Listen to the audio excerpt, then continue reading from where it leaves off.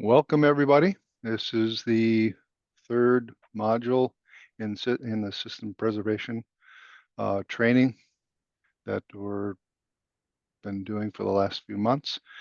We have two more after this one. We appreciate everybody signing up and taking part. Sue Miller, who will be presenting, is she's had a lot of experience and with this previous LRB type studies that are kind of the background to most of this information, but also lots of experience as a city engineer, county engineer, and with SRF as one of their consulting engineers. So anyway, Sue is very well qualified and has lots of experience with the background to this particular information. And I just appreciate her putting together this information and presenting in this fashion. Again, when this is all done, we are recording this, and it is being put on the stated website location for anybody basically who wants to view it later. And again, we have two more modules after this. If you're not signed up for those, please sign up. And again, after this session, we also have a follow-up session next week as kind of a Q&A type setup. But I'll let Sue start presenting, and she can fill you in on a little bit more of those details as well. But thanks, Sue, and I will turn it over to you. Great. Thanks, Scott.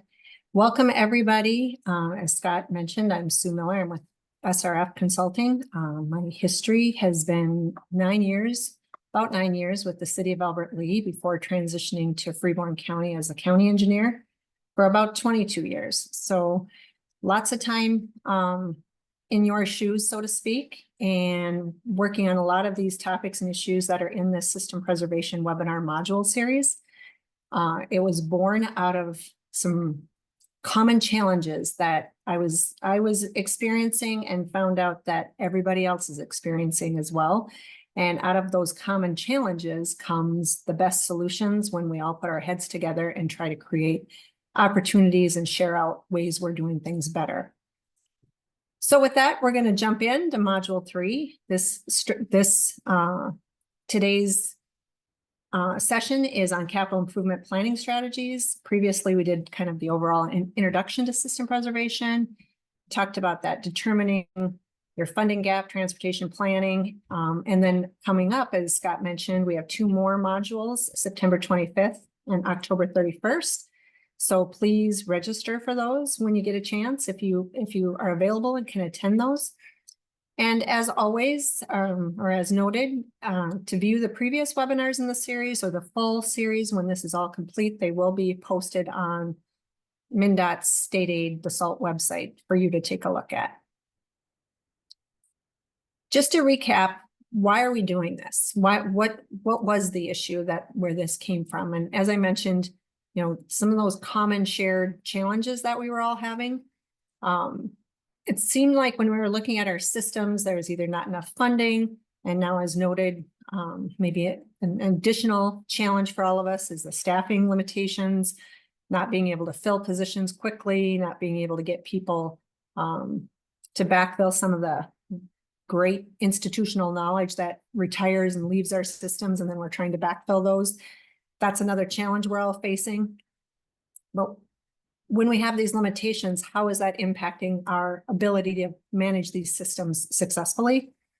And how do we work with our city and county boards and councils, our city councils, county boards, on making sure everybody has a really good set of expectations on what we're trying to do to create solutions, to be, optimized, to create sustainability with what we do and how we do it. What we learned through going through this process is you all are absolute magicians. Give you folks some duct tape and Gorilla Glue, and you can hold a system together pretty well. And while that's awesome, that is not necessarily the most sustainable solution. And it puts a lot of pressure on you. It's a lot of pressure on your staff. And it makes it challenging, especially when we have new or younger city and county engineers coming into our workforce and into the Minnesota community. And we want to make sure everybody feels supported on coming up with better long-term solutions. So the first step in that process is really to identify the needs and to look at your system holistically to say, what is the greatest needs? What are the things that keep you as a city engineer, county engineer, maybe a project manager, construction engineer, whatever your title or hat that you wear, multiple hats that you wear in your organization? What's the things that keep you awake at night and that you are concerned about? And how are we going to do this? And where is this going to come from? And then once you know those needs, you can come up with what are the strategies? What's my solution set? How can we talk about what could work and what will work? And maybe somebody else in our community of city and county engineers has tried it. And I mentioned learning from each other and trying to understand solutions and what's been successful for others. But as important, if not more importantly, is learning from each other when they have done things that didn't work and when things, have unintended consequences. And being aware of those things by talking to each other really just helps strengthen all of us as an overall organization of city and county engineers. And then once you get through that whole process of figuring out what's my biggest needs, what are the solution sets that I can apply to try to solve this, you move into strategies and opportunities for implementation. All implementation will fail if we are not engaging and educating those around us that are critical to making sure we're successful. So that includes your staff, and that includes your, as I mentioned, your elected officials, either your city council or your county board. So just a quick recap of the gap analysis conversation and talking about that funding shortfall and, are you feeling underwater? Do you feel like you have enough money to take care of your system? In some cases, that answer is yes. Some cases that's yes, but, and in some cases it's flat out no. We've been, underfunded with our infrastructure for a long time, which is not unique to your city or county. It's not unique to Minnesota. It's pretty much a national issue of how we've invested in infrastructure. So how we're maintaining our system versus what we say is our typical maintenance industry standard is kind of a measuring point you can use. So what we talked about in the past was taking a look at your city or county and understanding what using your transportation roadway needs. And when I say roadway, I'm really meaning your whole transportation network. In this case, this focus is strictly on the roadway needs on, let's say, what's in your pavement, in your clear zone to clear zone area. And what are your roadway needs from that perspective? And in this example, annually, the agency needed $25 million a year. Currently, from all their sources, from their state aid allotment, their levy, some money they get out of maybe going through the ATP process, averaged out over the years, or through other grant funding sources, they were seeing about $13 million of revenue or of expenditure coming in. Of that 25 million, which would leave about a $12 million gap on the amount of revenue that they had.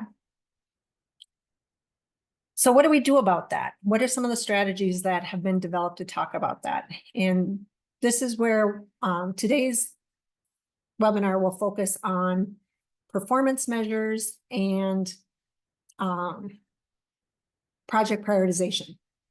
So we will talk later about how we right-size your system, and that can happen through jurisdictional transfers, that can happen through reverted surfaces. Reverted surfaces is really kind of a blanket statement for saying unpaving. Unpaving is highly unpopular, not a good word. So reverted surfaces maybe sounds a little bit better.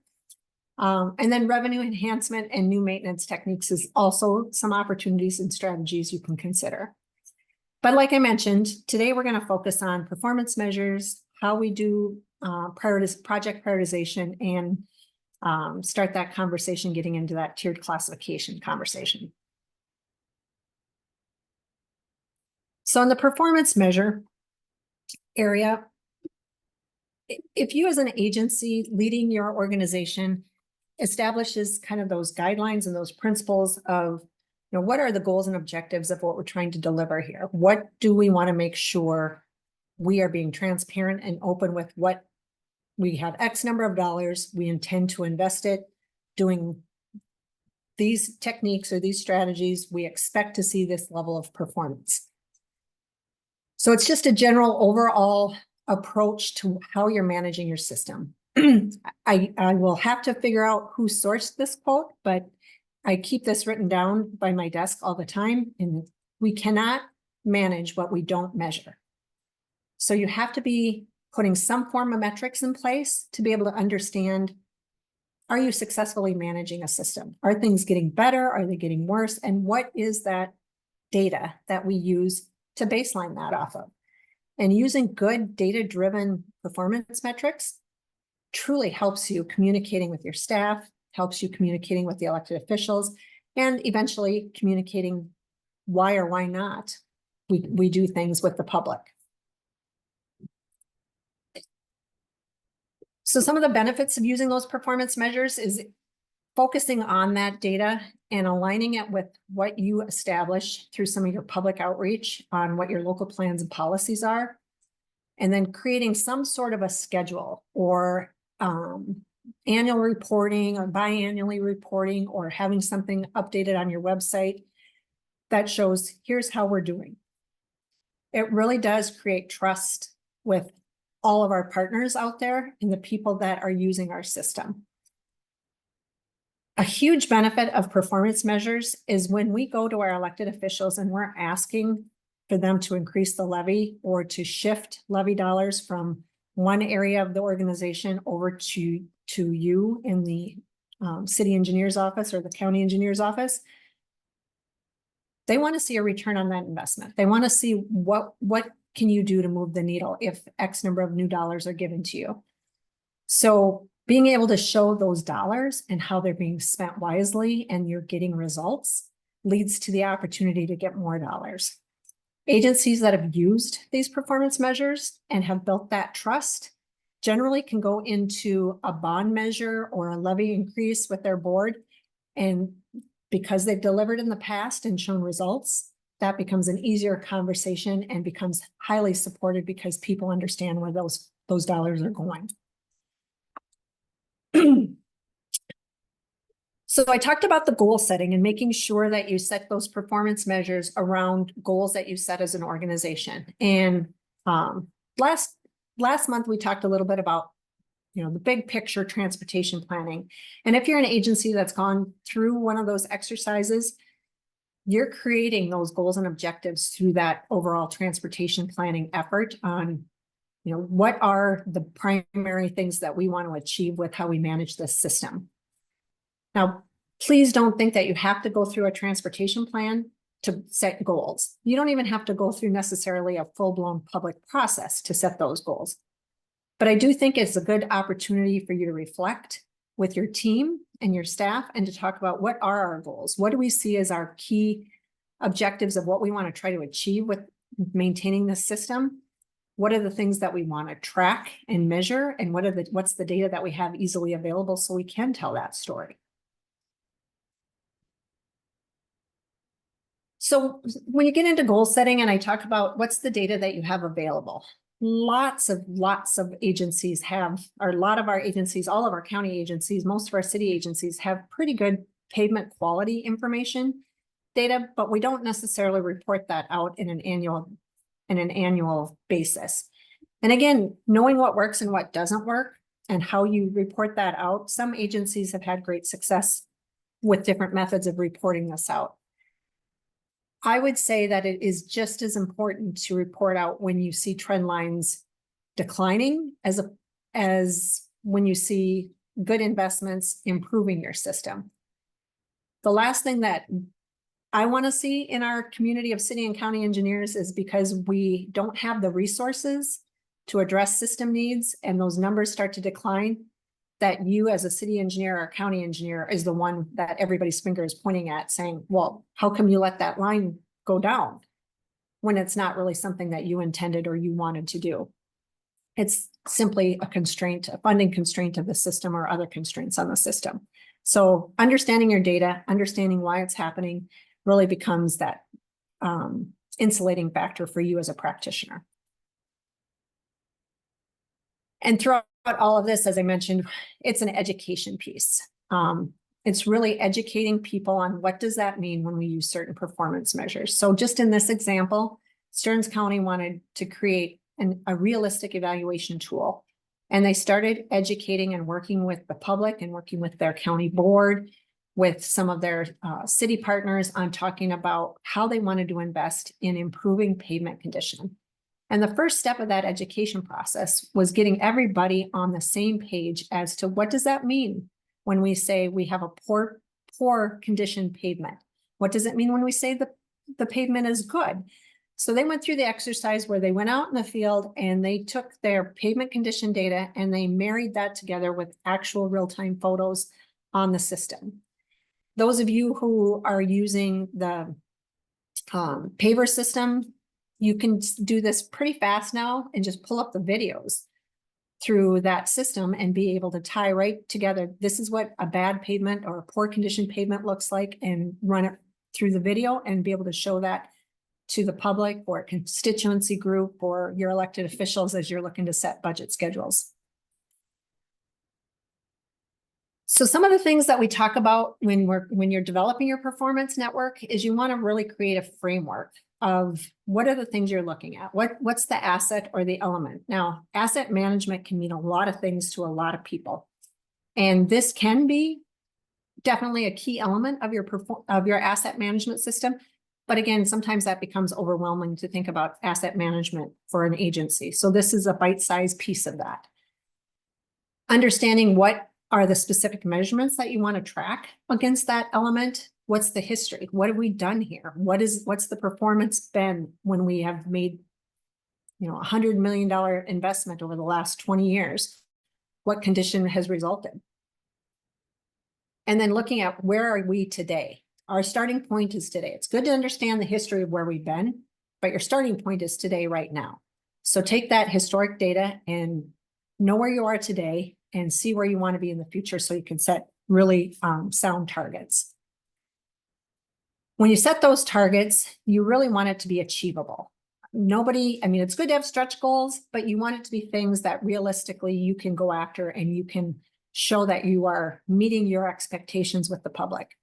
That targeted result that shows up as meeting those measures, that's where you're building that trust. And that's where you're showing success in your performance measures.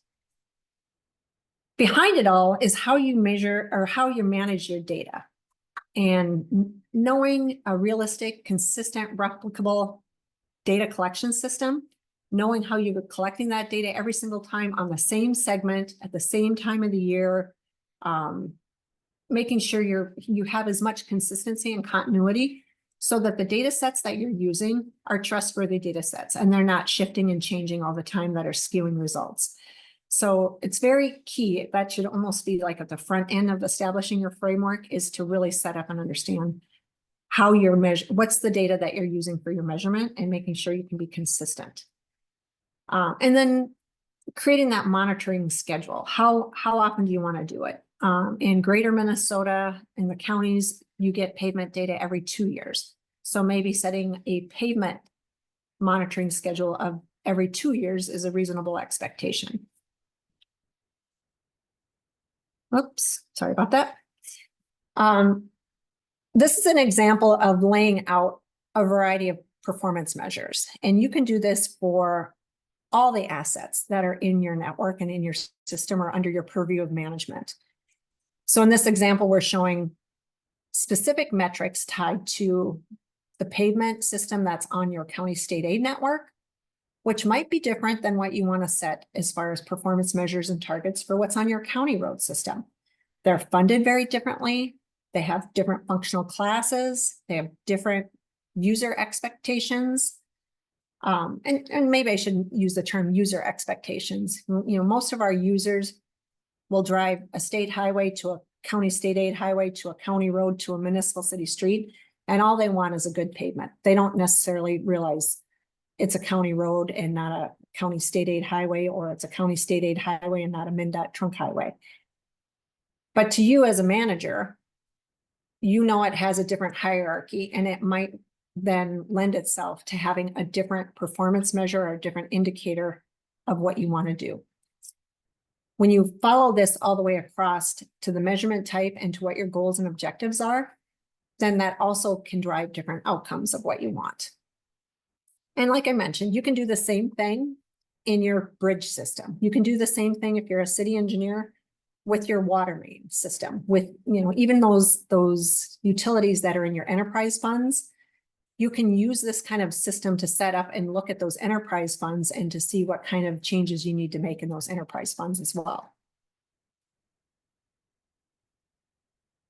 At the end of the day, the goal is to have those performance measures drive decisions that you're making on your system. And when I say drive decisions, funding is primarily what we're talking about, but it doesn't necessarily just mean your funding. It might affect other maintenance strategies or timing of maintenance strategies or other things that you want to do. So this is an example of where you look at what your pavement condition index is, what your goals and objectives are for the remaining life, and then what you set as what you're going to do when you get this result. Here's what our action plan is going to be. Here's how we're going to implement on these goals, objectives, and strategies.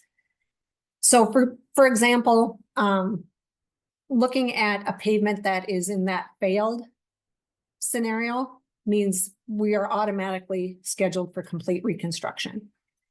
Versus if you are in the fair category and you've got 10 to 15 years left in that pavement expected life, then you have other strategies that are in your toolbox to apply.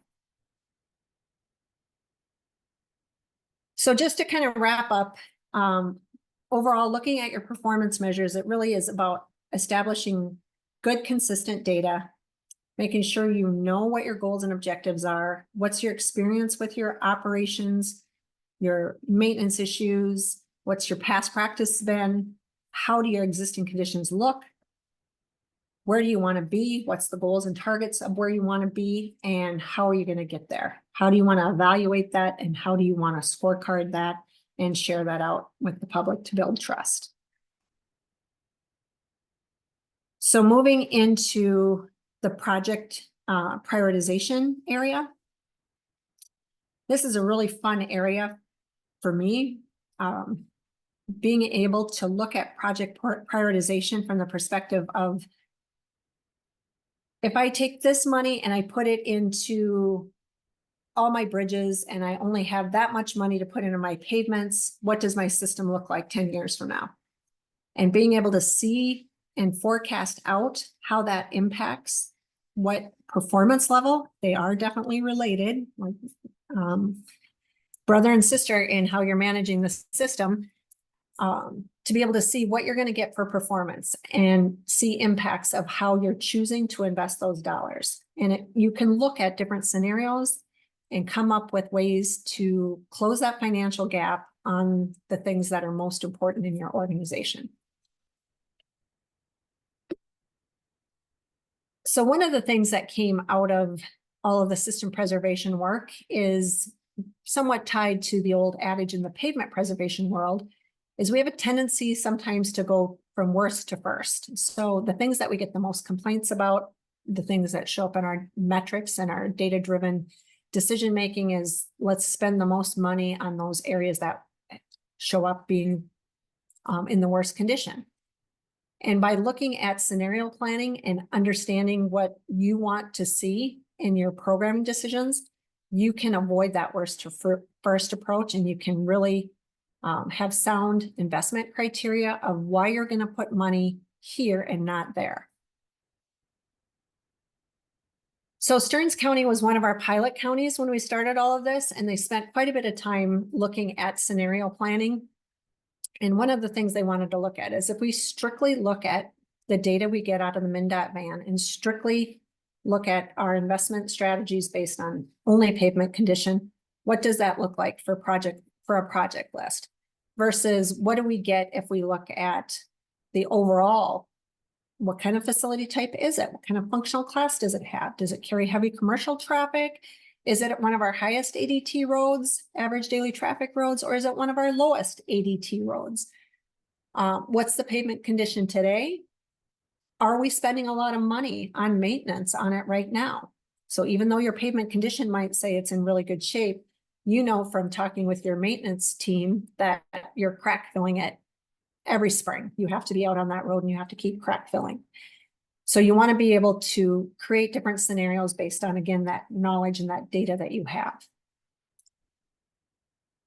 So looking strictly at scenario 2, scenario 1 was just taking the pavement condition index right out of the MnDOT van data. Scenario 2 wanted to really look at that facility type and freight system, functional class, traffic volumes, and pavement quality, and give a scoring balance to that. And added to that scoring, they wanted to be able to weight that, give it a different weighted factor of what they felt was most important on their system. So in Stearns County, what they did is they said, obviously our county state aid highway system is a pretty valuable side of our system. We get a lot more state aid money than we get levy dollars. So the resources are there. We're going to weight that and give it 10 points max if it's a CASA and 5 points if it's a county road. Likewise, understanding that when we're trying to build out a 10-ton network or more to be able to handle the freight in our systems, and what is it that our users are demanding. If you have, say, an ethanol plant or a distribution center that pops up on your network, and you know that system and everything feeding that network for that distribution center needs to be improved to be a 10-ton route or better, then this allows you to be able to score that accordingly.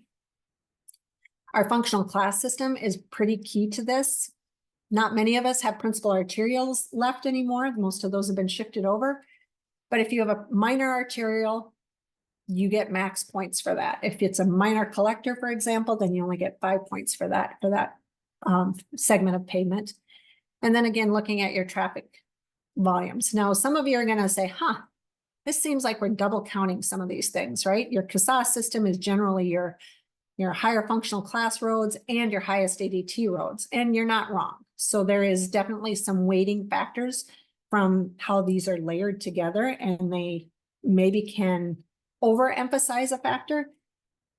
As you go through scenario planning, it allows you to go through and change the dials and change the weighting on this. If you feel like you're being too overrepresented on how you're investing on simply your freight routes and not as much to the rest of the mobility of the network, you can dial those numbers down to make it fit what works in your network. And finally, pavement condition is probably always going to be an element. And again, what rating factor you want to give to that helps you understand what your goals and targets are. If you know that you can make a better investment on a pavement in fair condition now and get a bigger bang for your buck by doing a preventative maintenance strategy in a fair or good condition, you can weight those with 40 and 20 points versus if it's an excellent or poor condition where you know it's already too far gone, and if it's in poor condition, you're going right into full-blown reconstruction. So what was the results of that? They ran it and looked at what their existing capital improvement project system looked like. And based on that, they ended up with 13% of their system ended up in that excellent category, where their pavement quality was in that excellent mode, but they were still spending money on those roads. 7% in the good, 51% in fair, and 29% in the poor. That's where their CIP was landing. And that didn't seem to really be the story that they wanted to tell. So they moved into that scenario 2, and they could really look at saying, hey, based on these factors, now 36% of our system is in our highest priority scoring area. So we're doing more and making bigger investments in the high priority roads versus only 1% in those low priority roads.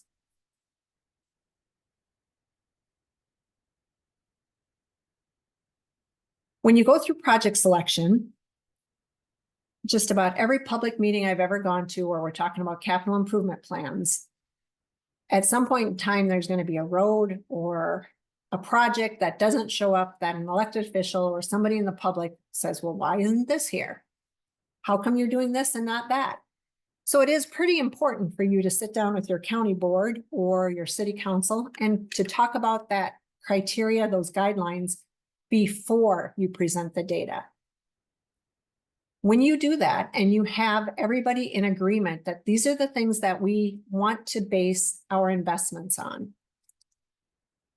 you get everybody understanding that this is a data-driven approach, and it does take away, not all, we never can get away from all of that asking for certain projects to be done as opposed to others, but you start to educate people on that you've got a trusted process here on how you're selecting those projects. So in the Stearns County case, they were really focused on pavement condition, age, and traffic volumes. But you could be looking at other things like safety or, running the scenarios with different funding opportunities. So you could run it in a fully constrained environment. You could run it without any constraints in your system, or you could run it with, say you wanted to implement local option sales tax and you have an estimate of what that revenue source would be in your city or county. Then you can run, what does this project selection look like if we have added resources there? You also can add in other project selection criteria like anticipated land use. And some of the other things we're starting to talk about with lots of cities and counties is if we're looking at project selection and we really want to talk about a multimodal network, maybe we want to consider some scoring criteria and factors for how easy is this from a mobility standpoint for those that like to bike, walk, or roll. And maybe we want to set up some criteria for that so we can close up those gaps in where we don't have sidewalk, or we can fix some other ADA accessibility issues, and we can put those to the top of the list by weighting those factors higher. Not part of the overall pilot study, but a more recent example with some work that's been done with Blue Earth County, and we appreciate Ryan Tilgis and Stefan Gannert for letting us share this out as an example as part of today's webinar. They spent a lot of time really going through a scoring system for their project prioritizations and what do they want to look at. And while what you see on the screen is based on age, pavement condition, and volume, safety was a huge factor for them in taking data from their safety plan.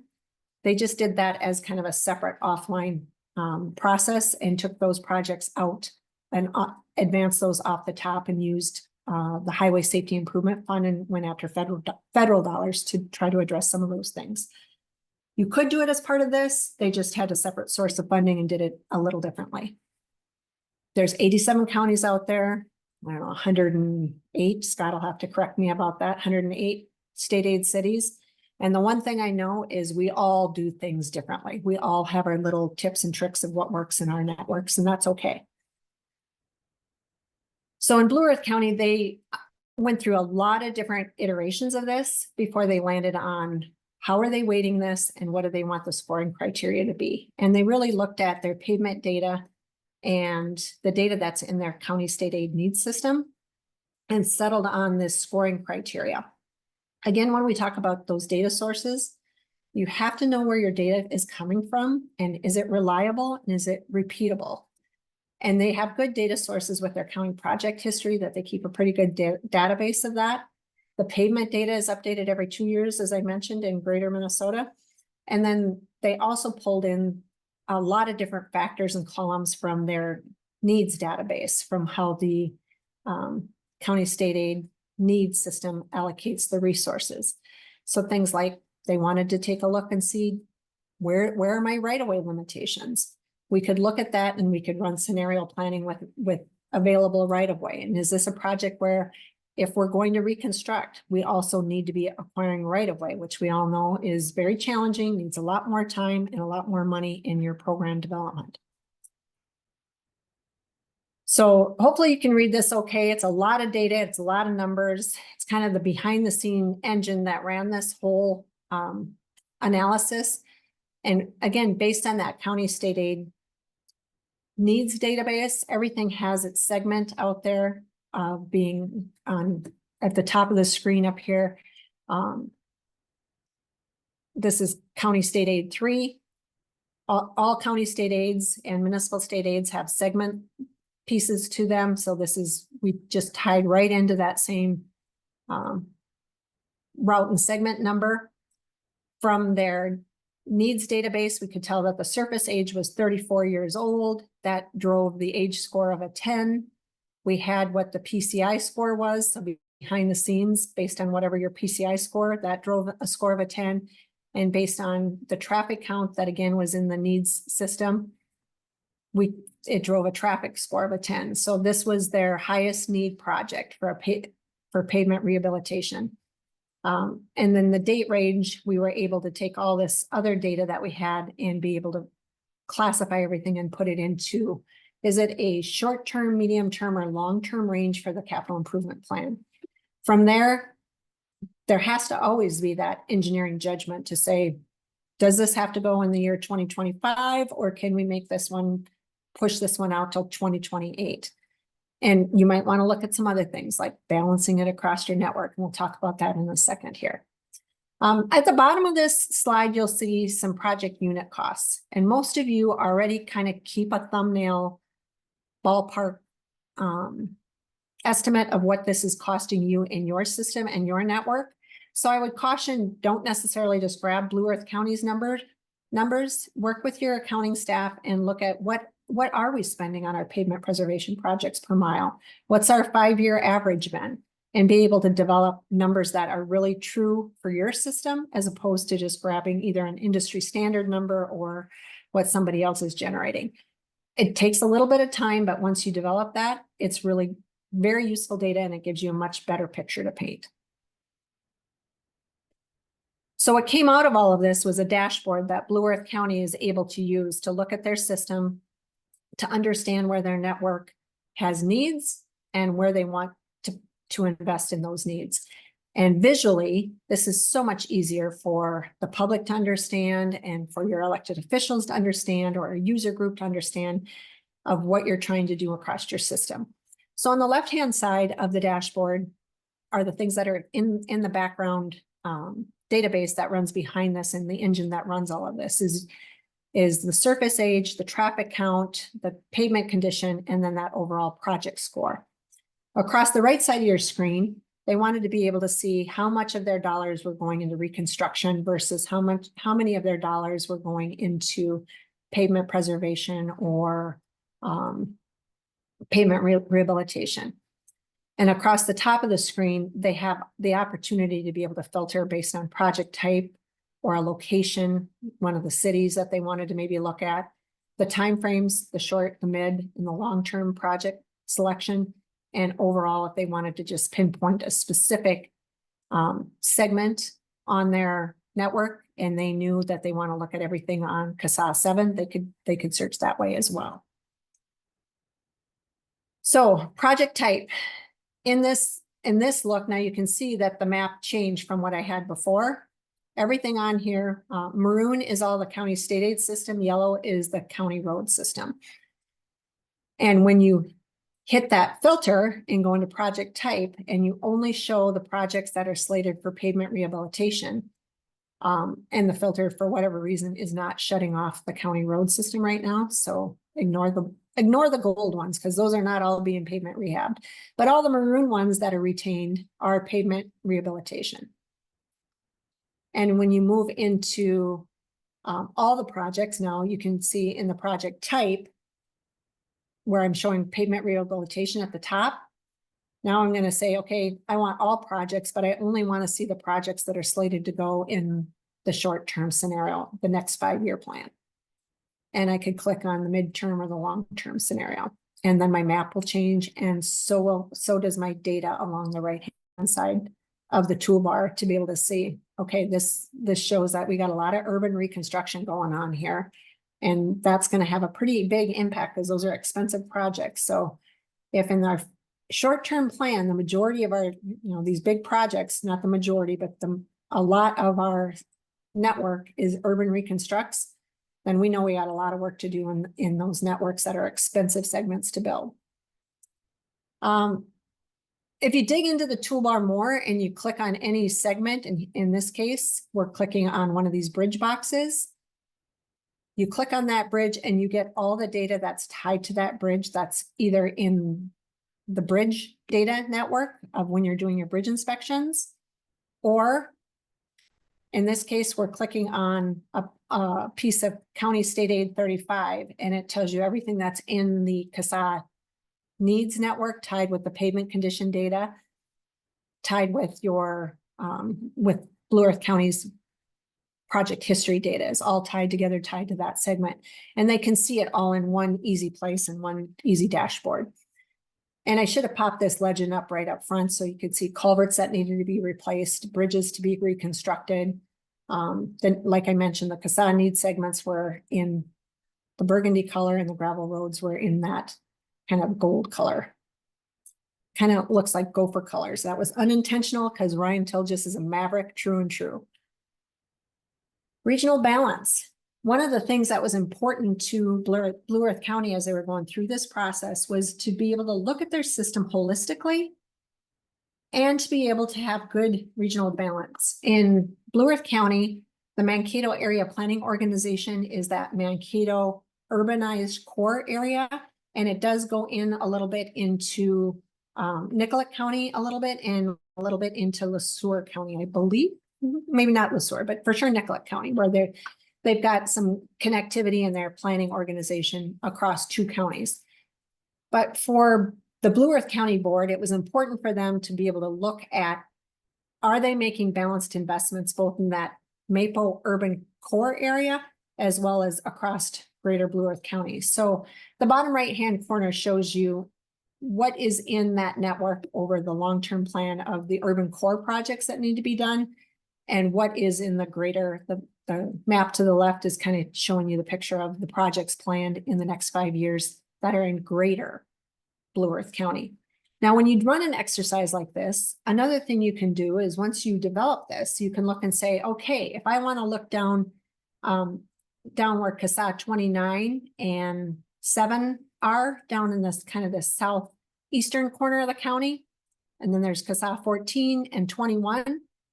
I could group those 4 roads together and I could put out one bigger contract for pavement rehabilitation that covers all those roads together and get a better bang for my buck by having a contractor come in and do this as a regional project, opposed to, doing something up in the northwest corner of the county one year and then having a contractor have to mobilize down to the southeast corner of the county another year, or during the same year on the same construction cycle. And the tool also allowed them, like I said, to be able to show that regional balance of making sure everybody is aware and understands that over a 20-year planning period, here's the amount of dollars that would be spent across the system. Here's how much we're putting in our bridge system, into the trail system, into pavement preservation or the small cities. And it gives you both that ability to look at regional balance and are we building the right kinds of projects and do we have the right project typology? And they can track this over time. They can look and see, is the work that we're putting into the Maple area growing or reducing? Do we see that improving the levels of service and the qualities of our pavements or our safety numbers or whatever your performance measures might be? So as I mentioned, performance measures, and as I said before, these really are very related exercises where you can tie in and you can link performance measures to project prioritization. And then if you build the system out like that and your approach out like that as you're managing your network, it really makes it easy for you to be able to tell that story of, okay, this is our performance measures and this is why we're going to be building these 4 projects in the next year and this other one is going to wait. Again, different counties, these are points from a different county and a different strategy on how they wanted to list out whether something was a minor arterial or a major collector, and what the point system would be. Scott just noted that there's 155 state aid cities. So I would challenge that across 155 state aid cities, you would find 2 cities that does anything the same exact way. Like I said, totally okay. But I bet we do a lot of things that we do in common. We just have little things that are more important in my area and a little less important in your area. So it's good to understand and know that we're all going to be a little bit different, but we have a lot of commonalities. So to kind of wrap up project prioritization and the value that it brings to you and your organization is it really does give you a data-driven, defensible system of why did you choose the projects you chose as the city engineer or as the county engineer to put into that 5-year plan. Now, I say data-driven, I didn't say data selected, because there always has to be that engineering judgment to know and understand. Some things you can't necessarily have a data set to quantify. That if you are one of those cities or counties that's going to get, say, a large distribution hub located on the edge of your city, and what is that going to change and impact, that's going to shift what you plan for your project prioritization. But having this all laid out in a system like that, it's much easier to move things around and shift things around than saying, oh, okay, now we're going to put all our money here and we don't really know what it does to the rest of the system. So it gives you a nice defined list of how the projects are going to be evaluated, gives you good measures and scoring criteria all the way across. It's transparent, it's open, it's looking at your system needs versus your system investments. And I would venture to say that most cities and county elected officials, once they get into the hang of this and they have that education and that confidence in these systems, probably don't say much at all about questioning what's in your CIP for that year. So those are two pretty key areas to talk about in that project prioritization and the performance measures. Now, as I mentioned, we have other modules coming up with the tiered performance, the tiered investment, tiered classification piece. That too is somewhat related to everything we just talked about, but there wasn't enough time in an hour to cover all three at once. So stay tuned for that one next time around, because that definitely is a kissing cousin to what we're talking about on this one. So next steps for this, we will spend some time together for all of you who are able to attend today to talk about, if you're able to attend, next Thursday from noon to 1 will be the office hour for this one. A Zoom link will be sent out to all the participants for today. So if you want to dig into this more and you want to know and understand how you can set performance measures, or hear from others in the group on how they are setting performance measures or challenges in setting performance measures, we've set aside an hour per each module to get together with all of you as users and practitioners to have that lessons learned from each other. And I will certainly be willing to, maybe like the project prioritization tools, I can jump into those a little deeper and take a deeper dive into those and do live demos with you if you want to get into that and see how the tools operate. So please join us if you're able from noon to 1. Upcoming modules, operations and maintenance strategies. So as I mentioned, that tiered classification system. Tiered classification can be used for levels of investment and project prioritization, but it also maybe fits and can be used more on how do you establish your level of service and your maintenance and operations. So we'll talk about that next month on September 25th. We'll also talk about some maintenance strategies that are out there. Are you seeing any good results from things like maybe microsurfacing? And so we'll talk a little bit about some of those other maintenance strategies that are out there that allow you to address your system and have other tools in your toolbox that can fit into your performance metrics and your project prioritization, and maybe stop short of being a full-blown reconstruction, because now you're doing full depth reclamation instead for certain types of projects. So we can talk a little bit more about what are the tools in that maintenance strategy toolbox. And then we'll wrap up the series on October 31st with module number 5. And this one gets a little political, and it's about modifying the network overall. And that might be by doing jurisdictional transfers and looking at your network to see, is this the right road on the right system and the right network? Are the right people managing this road, or does it carry so much traffic it really needs to be turned up to the next agency up? or should it be turned back to the next agency down? And what are some strategies for doing that and for doing both the analysis and then doing the handoff?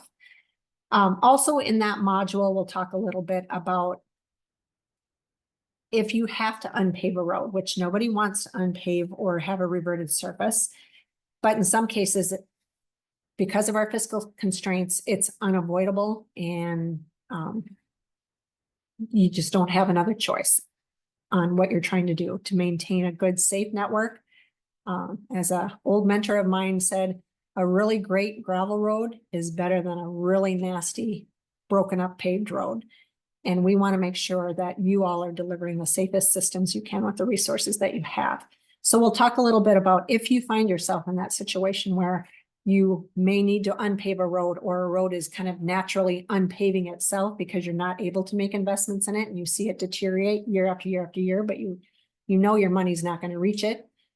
How can you start to educate your elected officials about that? How do you start to talk with the public about what's going to happen to that road? And what are the trigger points that say, now it's going to transition to this, and we want to make it look like, a nice gravel surface, but maybe it's a gravel surface with some sort of a seal coat on top to cut down the dust. So the things that might work for your system if you have to get into that.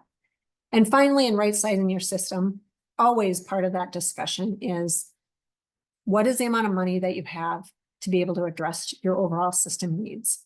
And are you right sized for the money? And if you can't change the size of your system, what's your chances and opportunity to change the size of the pot of money that is helping you maintain this system? So we'll look at what are those funding resources that are out there. And maybe there's some that you've been out there trying to do and you're not seeing as much return on investment by trying some of those. Maybe there's other opportunities. Certainly there's a ton of grant opportunities out there, and we'll kind of take a quick high level look at some of those opportunities. So with that, a reminder that all the webinars are on the state aid website, and the full system preservation guide and some of these tools are on the system preservation or on the LRB website, where you can go and see the full 800 and some page report. The things that I showed you today from Stearns County, some of the things were from Otter Tail County as well. The full-blown case studies that were done in some of those cities and or in some of those counties are in those reports. If you really wanted to dig into all the data that they looked at, all the things that they looked at, you certainly can dig into the preservation guide yourself as well. After today's webinar, as we've done with the previous 3 modules, we will be sending out your PDH certificates. So you get credit for being here today for a 1-hour session of training that you can keep on file for the next re-up of your licenses. So we'll send that out, as well as we'll send out a copy of the presentation today. And we will also send you a link, as I mentioned, to the office hours that we'll be having next week. So with that one, we're going to wrap up a few minutes early today, and we're going to give you 5 minutes to take a quick bathroom break before you jump into your next Zoom call today. I wish you a very happy rest of your week and enjoy a great one last hot summer weekend this weekend. Thank you all. Thank you, Sue. Thank you for all those who are attending these particular modules. Can be very informative for sure. Some people have more experience than others, and it's just good to bring up these ideas. So thanks, Sue. Thanks for those attending. Hope to see you next time.